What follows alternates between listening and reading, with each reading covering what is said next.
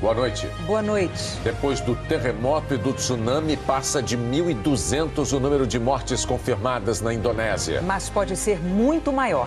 3 cientistas são premiados com o Nobel de Física. Um deles tem 96 anos. Aposentados e pensionistas se queixam da cobrança de empréstimos consignados que nunca pediram. Na segunda reportagem da série sobre o Brasil que os brasileiros querem para o futuro, o exemplo de educação de qualidade que já existe no nosso país. A Polícia Rodoviária apreende mais de R$1 milhão em dinheiro num táxi no Tocantins. A suspeita é de crime eleitoral. O esfaqueador do candidato Jair Bolsonaro é denunciado por crime contra a segurança nacional. E o Datafolha divulga uma nova pesquisa de intenção de voto na eleição para presidente da República. Você vai ver a partir de agora no Jornal Nacional. O Datafolha acaba de divulgar a mais nova pesquisa de intenção de voto para presidente. O levantamento foi contratado pelo jornal Folha de São Paulo. Segundo o Datafolha, Jair Bolsonaro, do PSL, cresceu 4 pontos percentuais e ultrapassou pela primeira vez, em pesquisa deste instituto, a barreira dos 30%. E abriu vantagem sobre o segundo colocado, Fernando Haddad, do PT, que parou de subir. A probabilidade de os resultados retratarem a realidade é de 95%, considerando a margem de erro de 2 pontos para mais ou para menos. Jair Bolsonaro, do PSL, tinha 22%, oscilou para 24%, teve variação positiva para 26%, oscilou para 28%, ficou estável com 28%, agora cresceu 4 pontos e chegou a 32%. Com a margem de erro tem de 30% a 34%. Fernando Haddad, do PT, tinha 4%, cresceu para 9%, cresceu novamente para 13%, voltou a avançar para 16%, cresceu 6 pontos para 22%, agora oscilou para 21%. Com a margem de erro tem de 19% a 23%. Ciro Gomes, do PDT, tinha 10%, depois 13%, repetiu os 13%, manteve o índice, passou para 11% e agora se manteve com 11%. Pela margem de erro tem de 9% a 13%. Geraldo Alckmin, do PSDB, tinha 9%, depois 10%, oscilou para 9%, manteve os 9%, oscilou para 10% e agora oscilou para 9%. Com a margem de erro tem de 7% a 11%. Ciro Gomes e Geraldo Alckmin estão tecnicamente empatados.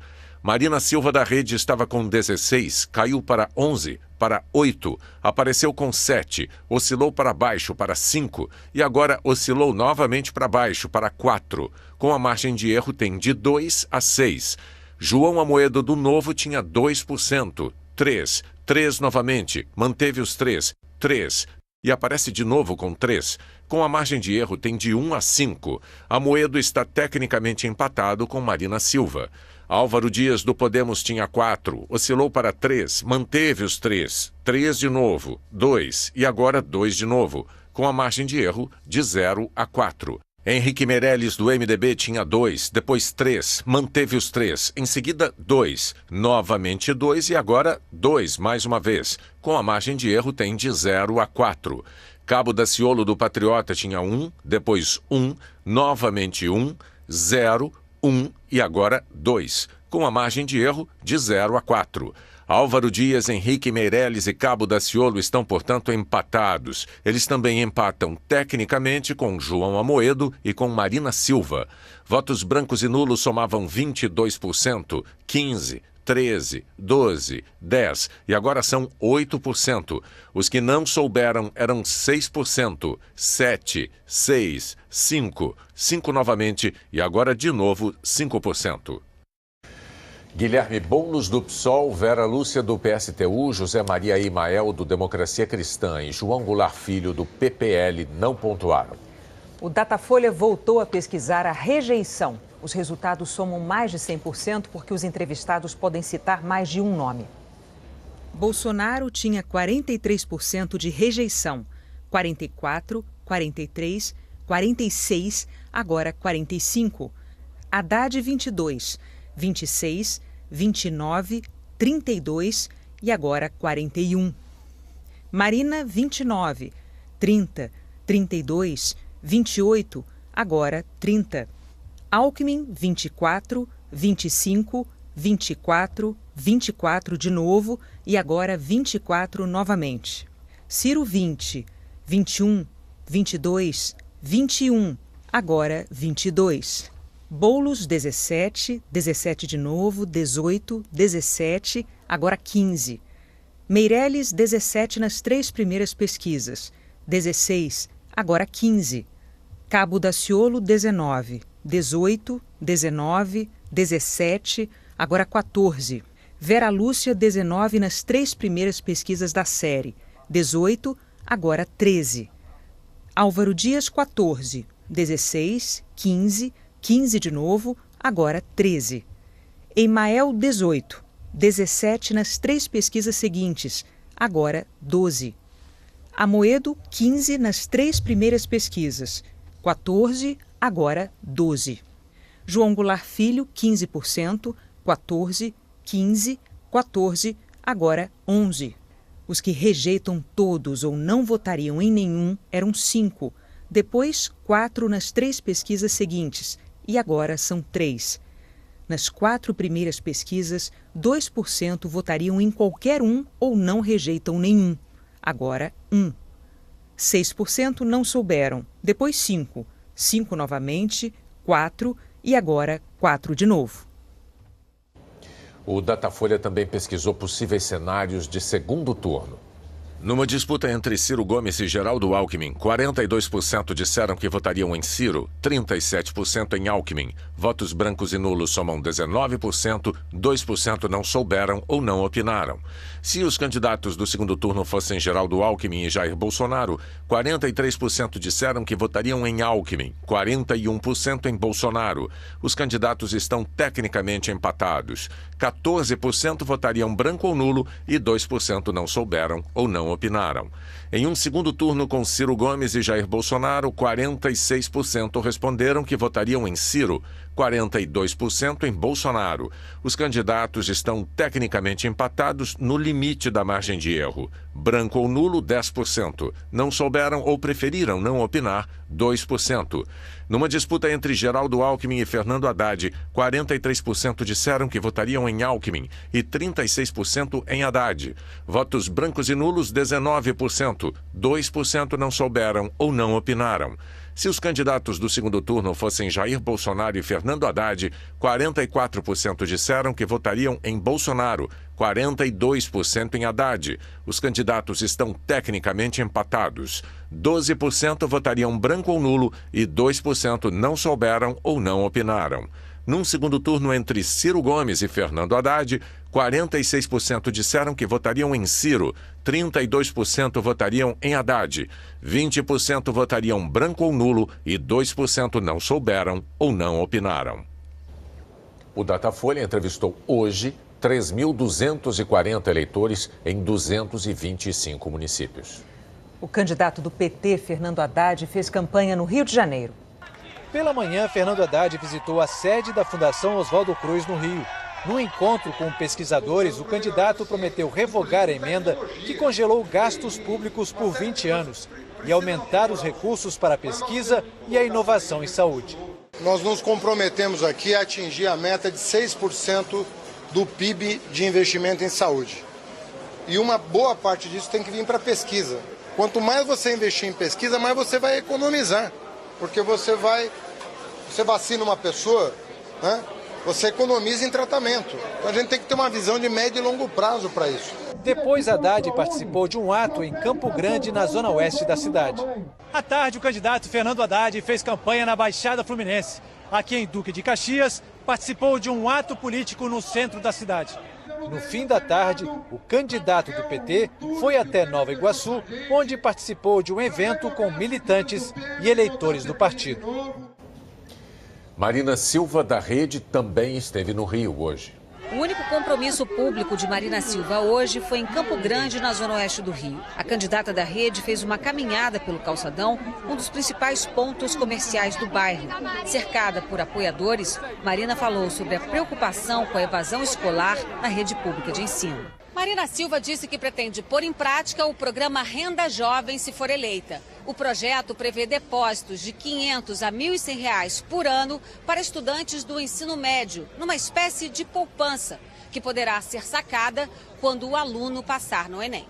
Segundo a candidata, o programa vai atender 2 milhões de jovens beneficiários do Bolsa Família. É uma forma de ajudar a que os nossos jovens não tenham uma evasão escolar como a que temos hoje, melhorando a qualidade da educação, ajudando para que as escolas sejam cada vez mais bem equipadas, professores com formação continuada e sendo remunerados adequadamente. O candidato do PSDB, Geraldo Alckmin, fez campanha em São Paulo. Geraldo Alckmin fez uma caminhada pelo centro comercial de Perus, na zona norte da cidade. Entre as metas para a saúde, quer a ampliação dos exames para diagnóstico precoce de câncer de mama e de colo do útero.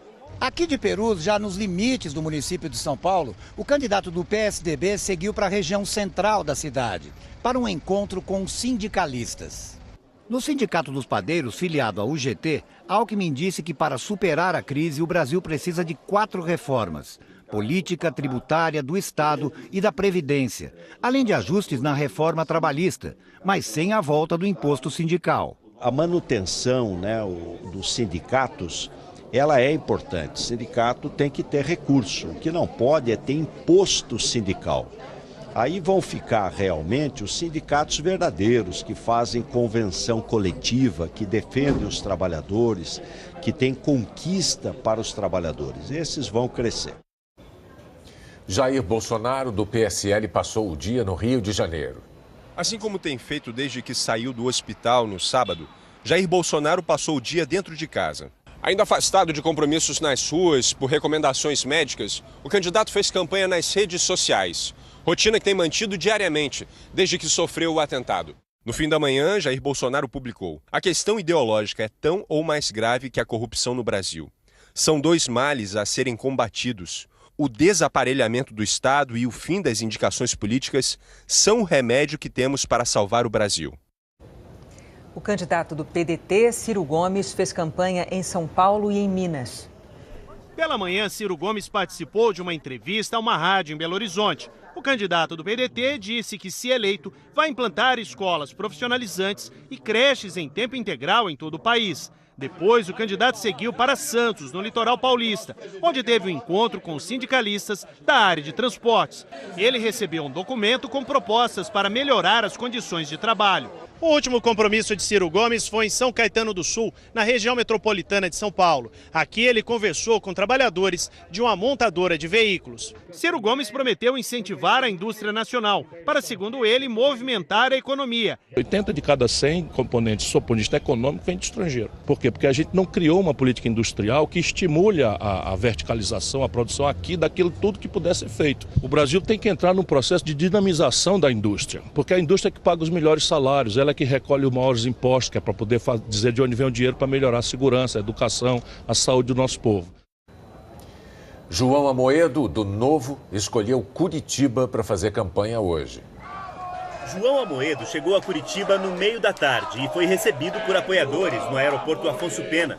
O candidato disse que, se eleito, pretende melhorar a base curricular dos professores e investir na educação básica. O fundamental, no nosso entendimento, é a gente colocar mais recursos no ensino básico, no ensino fundamental, especialmente na primeira infância. Então a gente gostaria de tirar um pouco dos recursos que estão sendo alocados no nível superior e colocar justamente no início, porque é ali que as crianças estão desenvolvendo as suas habilidades cognitivas, é ali que a gente precisa melhorar as oportunidades. No início da noite, João Amoedo fez uma caminhada pelo calçadão no centro de Curitiba, acompanhado de integrantes do partido.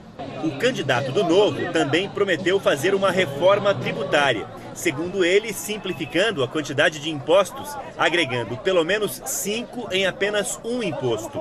Amoedo encerrou a visita a Curitiba fazendo um discurso rápido num ato político no centro da cidade. No mercado financeiro, a Bolsa de Valores de São Paulo subiu quase 4% hoje. As ações de empresas estatais e de bancos registraram as maiores altas. A cotação do dólar fechou abaixo dos R$4. A seguir, aposentados e pensionistas se queixam da cobrança de empréstimos consignados que nunca pediram. Depois do terremoto e do tsunami, passam de 1.200 as mortes na Indonésia. Milhares de aposentados e de pensionistas estão recebendo depósitos a título de empréstimo direto na conta bancária sem nunca terem pedido dinheiro. Estão sendo descontados. O dinheiro caiu limpinho na conta, mas esse, seu Ailton diz que não tem nada de bem-vindo. Ele descobriu que é referente a um empréstimo que afirma nunca ter pedido e ele questiona a assinatura no contrato. Não é minha, não existe, é fraude. Nem meu nome não é. Do início de 2016 até junho deste ano, a ouvidoria do INSS recebeu mais de 97 mil reclamações relativas a empréstimos consignados não autorizados pelos clientes. E entre esses milhares de casos, é cada vez mais comum encontrar um tipo de operação que está deixando um rombo no bolso do consumidor. O empréstimo que seu Valdone está contestando na Justiça foi feito na modalidade cartão de crédito consignado. O banco que depositou R$ 2.698 é diferente do banco onde ele recebe o benefício. Eu quero devolver esse dinheiro que não é meu, não me pertence. E aí eles falaram, então você vai ter que pagar 2.900 e pouquinho por causa de taxa e de tudo. Eu não pedi dinheiro nenhum, como é que eu vou pagar taxa? Enquanto o dinheiro não volta para o banco, as parcelas são descontadas todo mês na aposentadoria, num valor definido pelo banco, como mostra esse documento, e que corresponde sempre ao pagamento mínimo da fatura. Como é apenas o valor mínimo que está sendo descontado e sobre o restante dessa fatura incidirão juros mais altos, com certeza o consumidor não vai saber quando termina esse pagamento. O Banco Central declarou que vem fiscalizando as operações de crédito consignado e que nos últimos 5 anos foram emitidos 39 ofícios com determinação de correção de procedimentos e controles por parte das instituições financeiras e que foram instaurados 10 processos administrativos sancionadores. O Banco Central afirmou ainda que o cidadão que receber um empréstimo não solicitado deve contactar a instituição que enviou o valor e pedir os dados bancários para devolver o valor recebido.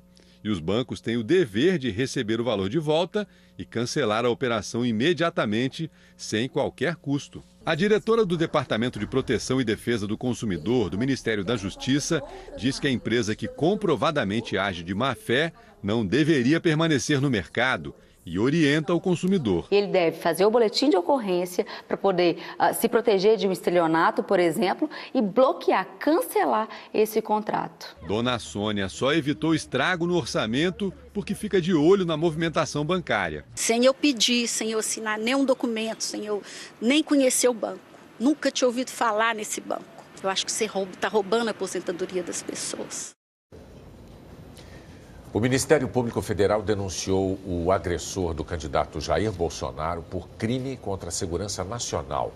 A denúncia afirma que Adélio Bispo de Oliveira agiu por inconformismo político e tinha como objetivo tirar Bolsonaro das eleições. Adélio Bispo está no Presídio Federal de Campo Grande e pode pegar até 20 anos de prisão. A Polícia Rodoviária do Tocantins apreendeu R$1.200.000 num táxi. Os 2 passageiros foram presos e disseram que levariam dinheiro de avião para o Pará. Ontem, a polícia apreendeu R$500 mil com o irmão do deputado estadual e candidato à reeleição, Olinto Neto, do PSDB. Luiz Olinto estava num carro oficial da Assembleia acompanhado de um militar da Polícia Legislativa. A Polícia Federal investiga os 2 casos como suspeita de crime eleitoral. Luiz Olinto declarou à polícia que o dinheiro era da avó. Olinto Neto afirmou que o irmão não tem relação com a campanha dele. As emissoras da Rede Globo em 25 estados e no Distrito Federal vão promover hoje à noite debates entre os candidatos a governador. De norte a sul do país, candidatos a governador vão ficar frente a frente. Nos estúdios da TV Globo e das emissoras afiliadas, muita gente trabalhou nos bastidores para deixar tudo pronto para esta noite. Luz, som, câmeras, cronômetros, cenário, todos os detalhes devidamente checados. A posição dos candidatos no estúdio e a ordem em que eles farão as perguntas foram definidas por sorteio. A duração do debate vai variar de estado para estado, dependendo do número de candidatos. Eles vão fazer perguntas entre si com temas determinados por sorteio e também com temas livres sobre os assuntos que escolherem. Nos 2 primeiros blocos, os candidatos têm direito a perguntar e a responder uma única vez. Em outros 2 blocos, um candidato poderá ser escolhido para responder até 2 perguntas. Eles também vão ter tempo para as considerações finais. É o momento que o eleitor tem para conhecer melhor as propostas dos candidatos. É o momento em que os candidatos são desafiados pelos outros. Então, eles respondem aquelas perguntas mais difíceis, aquelas que realmente ajudam o eleitor a formar a sua opinião. Esse é o último debate entre os candidatos a governador antes do primeiro turno das eleições. O último debate é extremamente importante, especialmente para aquelas pessoas que ainda não escolheram seu candidato. A última chance para o eleitor ouvir e comparar as ideias, as propostas, as opiniões de cada um. E assim, chegar até a urna no próximo domingo, preparado para um voto consciente. Muitas vezes o eleitor não tem tempo e esse debate é um debate longo, dá tempo de você analisar muito bem as respostas do seu candidato, enfim, ter certeza do que ele está propondo para o governo do estado. Que ideias esse candidato tem para mim, como ele vai me conquistar? E o eleitor, o telespectador atento a isso, vai decidir o seu voto. Esse que eu acho que é o grande mérito de um debate. Os debates na Globo começam depois de Segundo Sol. No Rio Grande do Sul, o debate vai ser amanhã. Hora da previsão do tempo. Vamos conversar com a Maju Coutinho, lá em São Paulo. Oi, Maju, o que você tem pra gente? Oi, Renata, boa noite para você, boa noite para todos. Olha, eu começo pela região sul, porque tem o sul da seca e o sul das águas. A secura é na fronteira gaúcha, que já esteve encharcada no final de semana, mas amanhã vai ter umidade abaixo de 30%. O sul bem molhado, com alerta de temporais, é aqui, olha, entre o norte do Rio Grande do Sul, Santa Catarina, Paraná, avança inclusive aqui para o sul de Mato Grosso do Sul e o sul de São Paulo também com temporais, assim como Rondônia e sul do Amazonas, viu? Porto Velho, Florianópolis e Curitiba estão no caminho da chuva forte e volumosa. A cor verde, que cobre grande parte aqui do nosso mapa, indica que as pancadas serão isoladas nas outras áreas, mas podem ser fortes também. Em BH, em São Paulo, elas chegam à tarde. No Rio de Janeiro, à noite faz calor nessas capitais e também nas do Centro-Oeste, onde tem previsão de pancada. Agora, sol sem sombra de chuva, Renata, é em Boa Vista, em São Luís e em Natal. Obrigada. Boa noite, Maju. Até mais. Na Indonésia, subiu para 1.234 o número de mortos no terremoto seguido de tsunami. O estado de saúde de quase 800 feridos é grave. E esses números só incluem vítimas de 4 cidades da ilha de Sulawesi, a que as autoridades tiveram acesso. 3 cientistas vão dividir o Prêmio Nobel de Física pelas descobertas com o uso do laser. O americano Arthur Ashkin, de 96 anos, o mais idoso da história a ganhar o Nobel, inventou as pinças ópticas que movem partículas como bactérias e vírus apenas com feixes de luz. O francês Gérard Mourou e a canadense Donna Strickland, a terceira mulher a ganhar o Nobel de Física em 115 anos, criaram técnicas com lasers de alta intensidade que ajudam, por exemplo, a corrigir problemas de visão. Os vencedores do Emmy Internacional de Jornalismo foram anunciados ontem à noite em Nova York. From Brazil, Jornal Globo News. Na categoria Notícia, a Globo News disputou com a cobertura ao vivo da rebelião no presídio de Alcaçuz, no Rio Grande do Norte, em que 26 detentos morreram.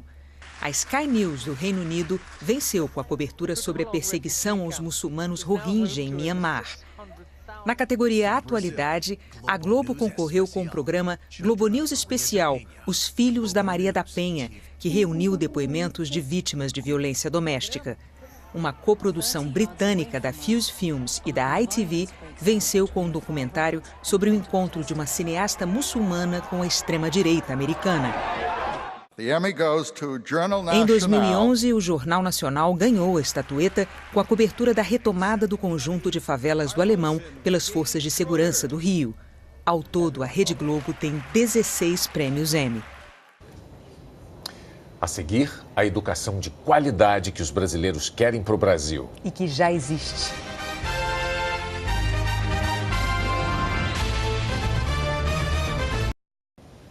Dez presos morreram hoje à tarde em confronto com a polícia depois de fugir de um presídio em Araguaína, no Tocantins.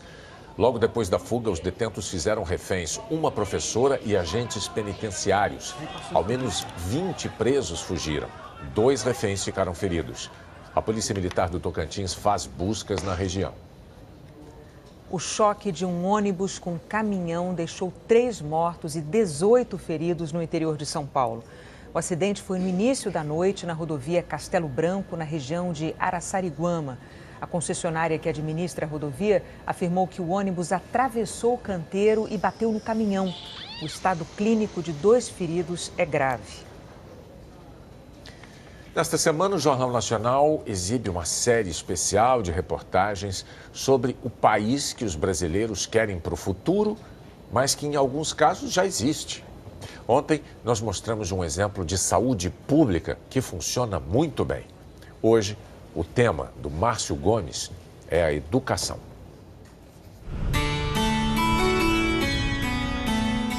Rodolfo Fernandes, sertão do Rio Grande do Norte. A cidadezinha, segundo moradores, sequer aparece em alguns mapas.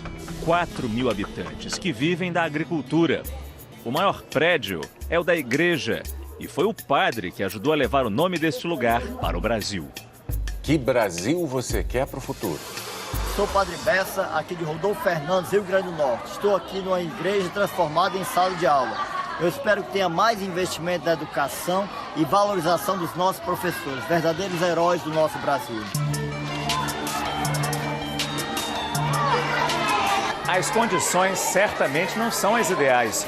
O salão é pequeno para tanta criança, mas o projeto que nasceu nesta igrejinha há 2 anos destaca uma preocupação que não se limita aqui à cidade de Rodolfo Fernandes.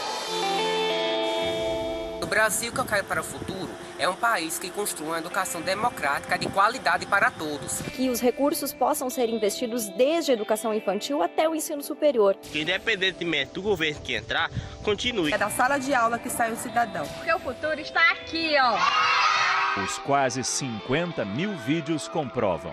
O brasileiro está vigilante. Se a população agora está dizendo, meu filho está na escola, mas educação é um problema, é sinal que ela está começando a ver que acesso, ter lugar, né, sentar na sala de aula, não é a mesma coisa que aprender. Boa tarde.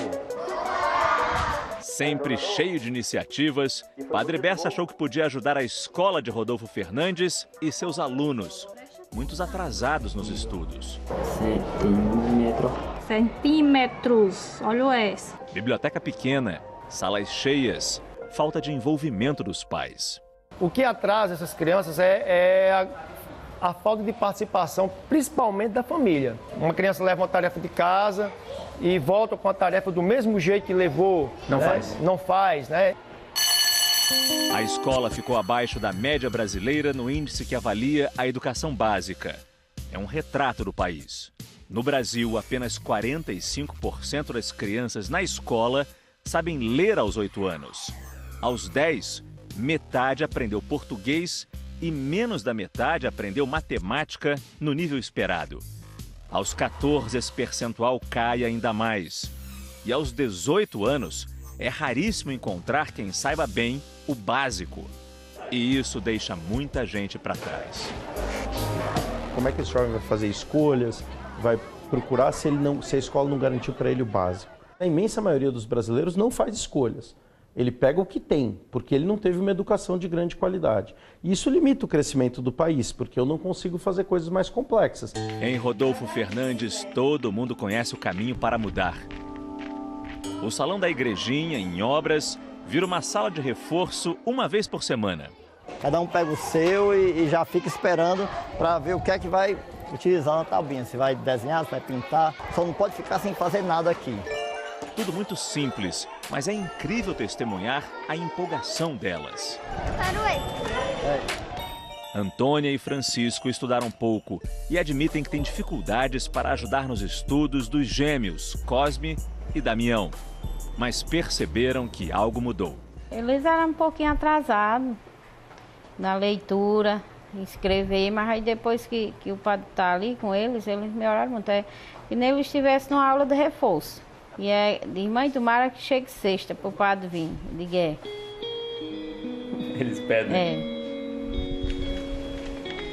Em 2 anos, a nota da escola melhorou. Mesmo período em que começou o reforço da igrejinha. Esse menino aqui sonha, tem sonhos, vão ser alguém amanhã. Vão sair alguns da pobreza, né? Alguns ter outra oportunidade. E sem o estudo, que serão deles?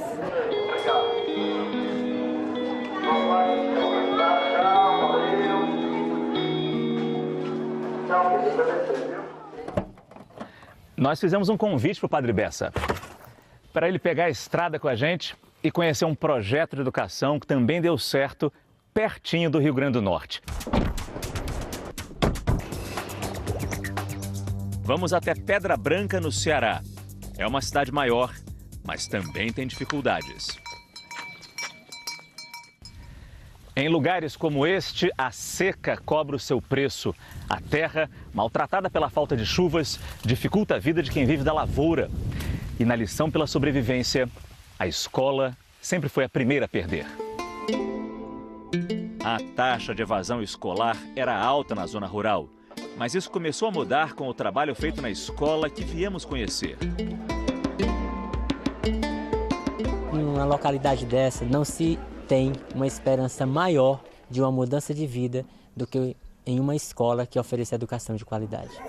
Não tem luxo, nem no prédio ou no transporte escolar, ainda à base do caminhão pau de arara. Os professores ganham piso salarial. Enquanto melhorias não vêm, o foco está na boa seleção e qualificação de quem ensina. Já passou a chuva, o sol já vem surgindo. Um dos critérios da nossa escola é não colocar qualquer pessoa em sala de aula. Então, assim, esses professores têm que ser bem escolhidos. É avaliado o currículo, né, a experiência docente e a didática em sala de aula. A gente vai começar com uma produção textual. 95% dos professores estudaram aqui e na hora da aula, a lição acaba sendo dupla. Sou filha de agricultora, consegui fazer uma faculdade, consegui me formar. E eles veem a gente assim, como exemplo. A escola Miguel Antônio de Lemos é uma das melhores do Brasil. Na avaliação, ficou bem acima da média. A explicação, todos sabem de cor. Comprometimento. A família não apenas ia à escola, mas a escola também ia à família. Se o aluno falta à escola um dia, já temos que saber por que o aluno não veio. O que o aluno está fazendo? Às vezes o professor se dedica tanto aos alunos daqui, que quando os alunos estão fracos nas notas, eles pegam o recreio de algum deles e dão um reforço. Rejane é mãe do Diogo e aprendeu na escola o que faz a diferença. Quando ele chega em casa, eu já pergunto se tem tarefa, eu olho o caderno dele, se os deveres foram feitos, se não foram feitos. Ela faz de tudo para conseguir ajudar nós em alguma coisa da aula, mesmo que ela não saiba, ela corre atrás. Diogo é o resultado dessa boa escola. Com 13 anos, ele já percebeu que outros meninos não têm acesso a uma educação como a dele. Estava com 10 anos na 5ª série e tinha pessoas com 20 que não chegavam ao nível que eu estava. E não esconde o sentimento com isso. Pena. Porque o tempo que eles estão jogando fora era um tempo que eles poderiam estar se preparando para o futuro. O Padre Bessa quer um futuro assim na sua igrejinha e vai voltar cheio de ideias. Coisas comuns, como colocar o livro não numa bacia, como nós colocamos lá improvisado, colocar no tapete, que ele merece estar no tapete, algumas dinâmicas que as professoras fazem aqui. Então, esse olhar para o futuro e saber que esse caminho do futuro passa pela educação, para mim a experiência foi fantástica.